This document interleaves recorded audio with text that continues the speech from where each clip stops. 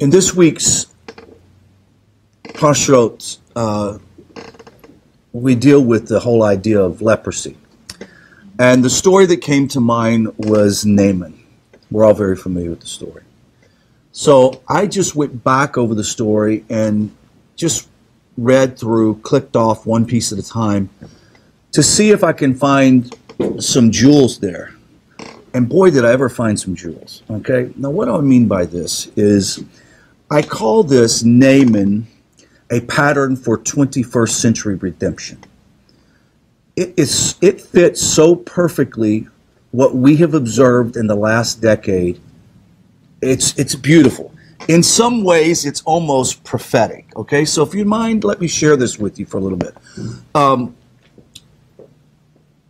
The most interpersonal relationships in the story of Naaman and his affliction with leprosy are characterized by a show of power and suspicion.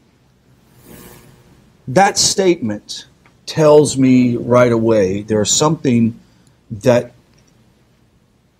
parallels to what we have seen in the relationship of the non-Jew, righteous non-Jew, and the Jewish people and Israel. I want us to take a moment, and we're going to look at each one of these parts of the story, and you're going to see the pattern, and we're going to then see the end pattern of what I believe is to let us know what is going to actually happen in a redemptive time. Remember, you have the bloated egos of the foreign king and also Israel's king. They were concerned about going to battle with Naaman's boss, the king of this region, which we'll name him in a minute. And the kindly concerns of the servant and the young girl in Naaman's house, his servant, who accompanied him to the land of Israel, and the prophet Elijah. Let us follow the story that unfolds that we can understand what the significance. This is really interesting. The young girl. Who is this young girl? Say again? She was a Jewish captive. She works in Naaman's household. She's a servant to Naaman's wife. Sets a plot in motion when she tells Naaman's wife about the prophet who is capable of curing Naaman of his leprosy. Now, we have discussed leprosy in the context of Jewish law and what that represents, lashon hara. But there is a Gemara. I mean, there's a Mishnah that talks about that in the end of age, the righteous non-Jew that comes to Torah will become like zeratz to the Jewish people. What? What's zeratz? Like a skin condition, right? It's going to expose some things. It's going to irritate. It's going to cause them to have to reconsider their level of purification in the world. This is huge. Think about this. I wish I had the source, but hopefully maybe later I can find the source and we'll put it in.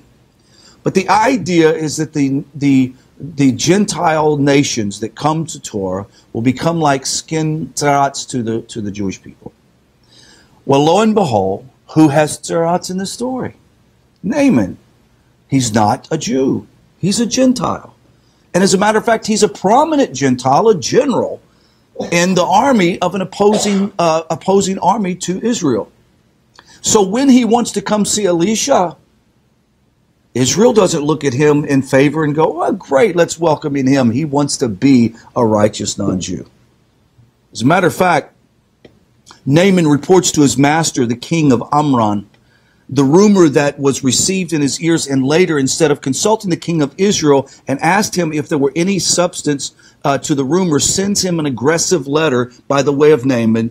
And he quotes in 2 Kings 5:6, he says this, "Now when this letter reaches you, know that I have sent my courier Naaman to you, that you may cure him of his leprosy." You see this sort of demand.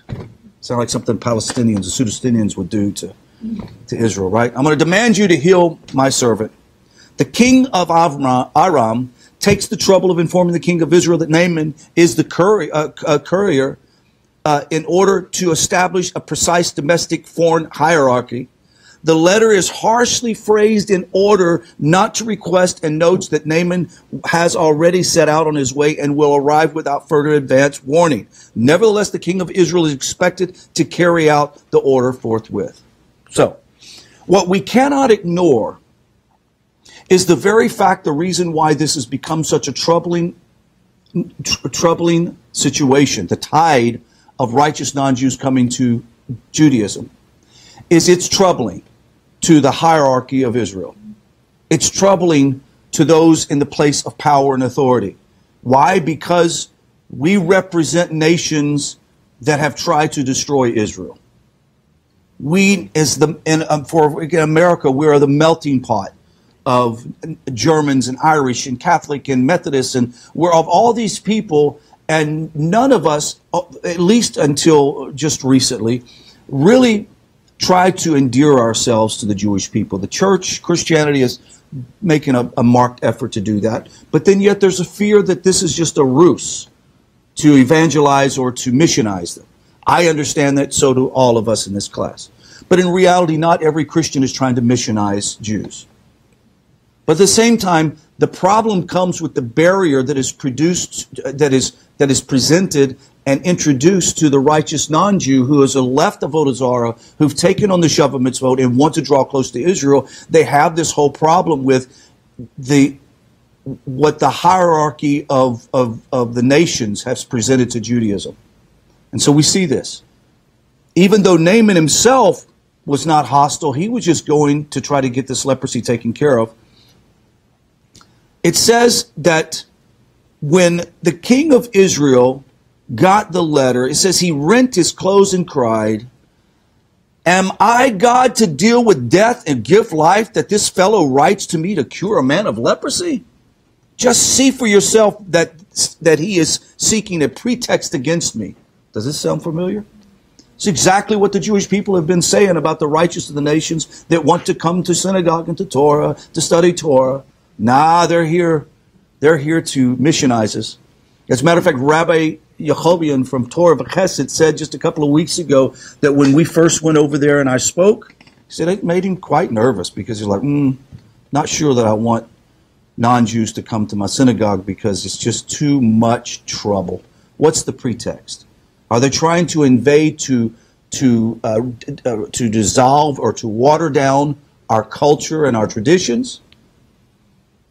Of course, he's found out later, after 3 years, that's just the opposite. And I would think the same would be with Rabbi Wolbe and Torch and many other rabbis in our community. They realize, no, this is not the case at all. But I can guarantee you that this very thing was in their mind.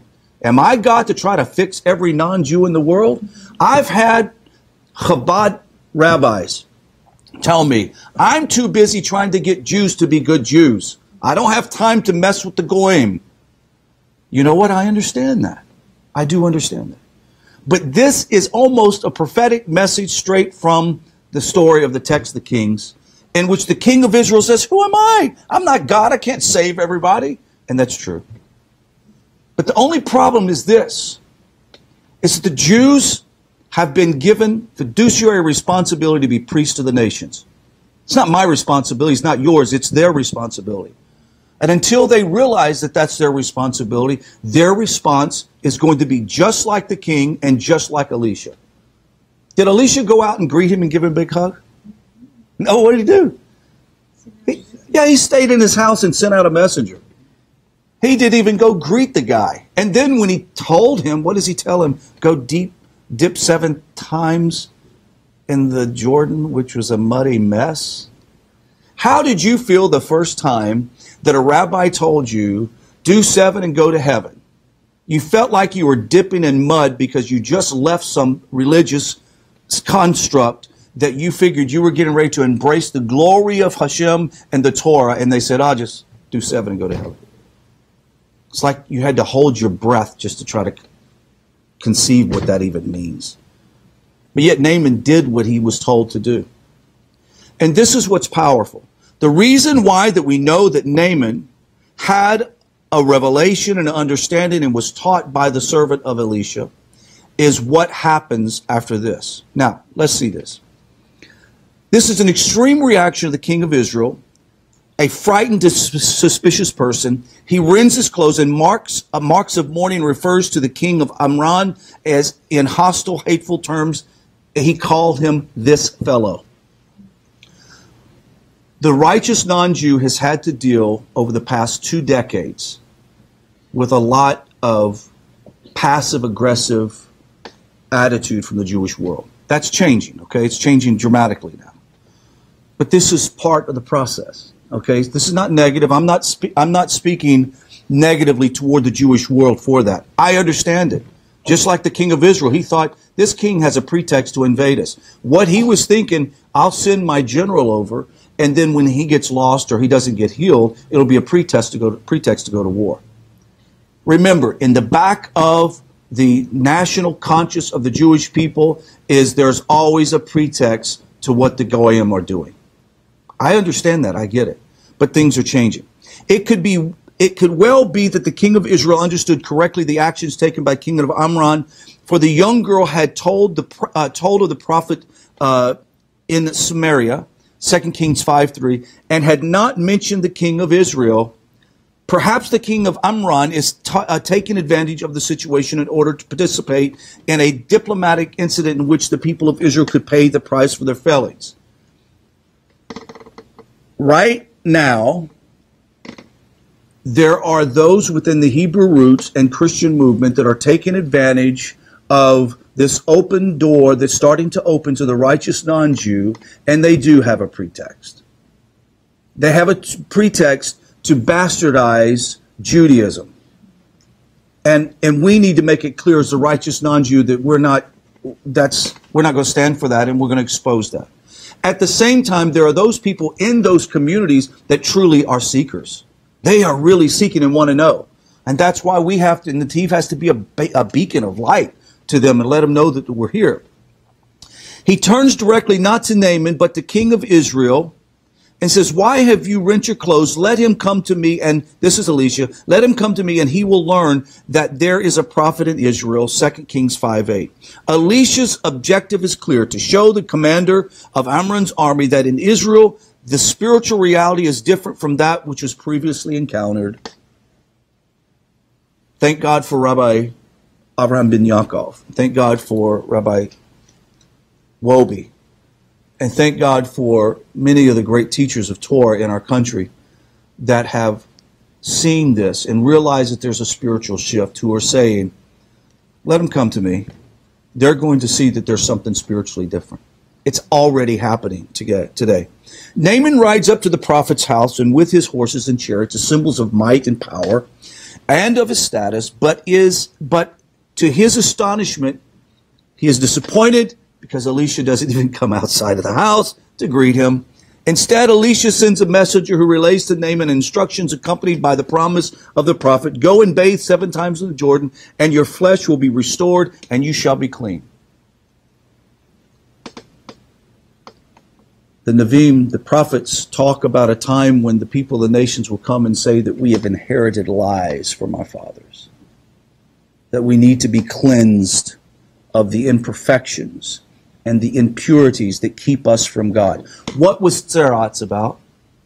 Tzeratz was about the perfection of the human, of the being, to draw close to Hashem. What ails the people of the nations? That they have spiritual impurities that keep them from approaching the glory and the presence of Hashem. They have avodah zarah, idol worship. They conduct themselves in immoral ways. They are not just people. They have lying tongues and mouths that speak lashon hara. These are the tzarats of the nations. They need to be cleansed. But the only way that they can be cleansed is by dipping into the water of Torah.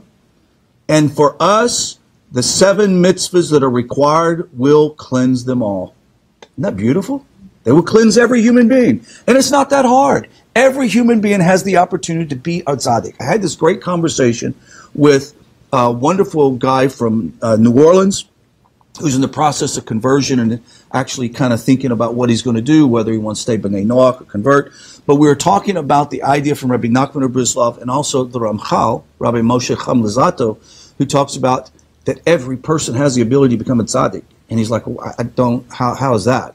I said, well, you got to understand, to be a tzaddik means to be what you doing extra more than what is required of you makes you the tzaddik. Now, if I was a Kohen, what's required of a Kohen to be a tzaddik is much more expected than for me to be a tzaddik. But yet I am a tzaddik, according to Hashem. That means that if I approach God and take on the Sheva Mitzvot, and I do more to refine my character and refine my heart and to walk in spiritual purity, then I can be considered a tzaddik. It's incredible. Naaman apparently took offense in his own her person, and in the name of his country, he mentioned the great river of Damascus and scoffs at the prophet's instruction. Does this sound familiar? When we're told to take on the Sheva Mitzvot, what do? Look, you don't understand where I came from. I came from a whole religious construct that had everything in order, and if we didn't do this and didn't do that, then we would go to hell, and you're telling me all I need to do is this, and I'll be, quote unquote, a close relationship with Hashem? Psh, sounds like muddy water to me. It doesn't sound as fine and refined as the river in Damascus. Sounds the same response.